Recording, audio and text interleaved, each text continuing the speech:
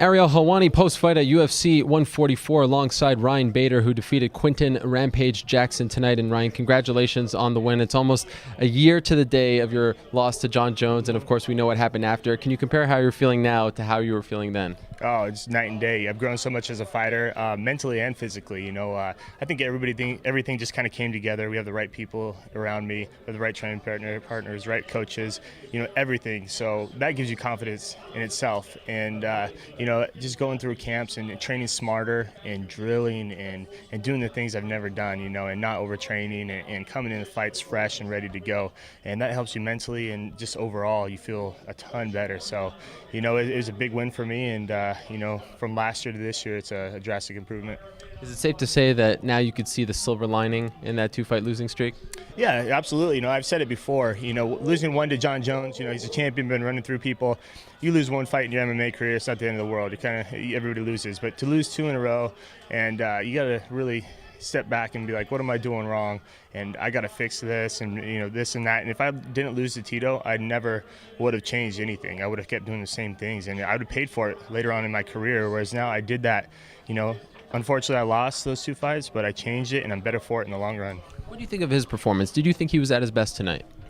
I wouldn't say he's at his best. I don't know. After the fight, he was a cool dude. Came up to me and said, "Hey, congratulations." I was like, "Hey, thanks for taking the fight. I heard you're injured, whatever." And he said, he's like, "Yeah, it's hurt me a little bit, but you earned it." So I really respect that about him. And we have a job to do, and we don't really worry about the other opponent. We go in there and perform, and that's all we can do. That's all we can do for our job. Go in there and win. That's what I did tonight. So all the other factors, it really doesn't matter to me. Do you think it was disrespectful to come overweight by that much? We are all professionals. I come from a college wrestling background, and I made weight, every weekend, day in and day out. So, I never would miss weight, but I'm not one to sit and worry about it for other people and this and that. So he paid for it, giving up some of his purse, and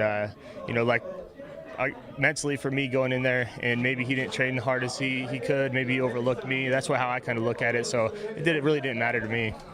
Did you think at all that he was looking past you going into this fight? He had said some things, and then he missed weight. Yeah. What do you think? Yeah, I kind of get the feeling, especially with missing weight and all that, you're kind of like, oh, did he not train for this fight? Did he not respect me? But I don't care. I came out and did my job, which is to win. And at the end of the day, that's all that matters. And I don't get my feelings hurt. So I came in, did my job, what I need to do, come and get a win here in Japan.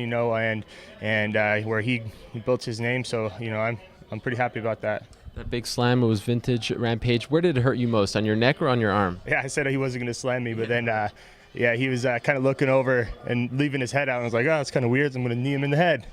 Brought my knee up, and right when I did that, I knew he was grabbing my leg and slammed me right on my back of my head. My arm looked like it had a tweak, but it's fine, and rocked me, and I came up, and some dude is just swinging on me. I'm like, oh, it took a second to get, realize I was in the fight, but, battled back, and, that's what's fun, about those fights, especially with guys like that, come back from a little adversity and come back, get a win. Is there anyone in particular you want next? Now you just beat a top 5 light heavyweight. Yeah, it doesn't matter right now. Right now I'm not thinking about that. I was thinking about Rampage for so long, so we're just here back in the locker room right after that fight, so I'm enjoying my win, and then get back in the gym, get back to the drawing board, and get better.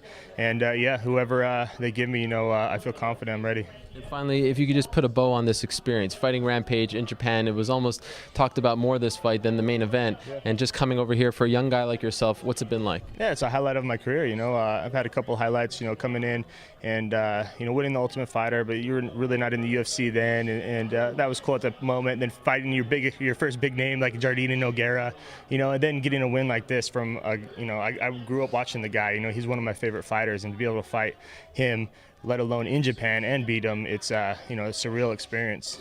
Congrats. Thank you. Appreciate it.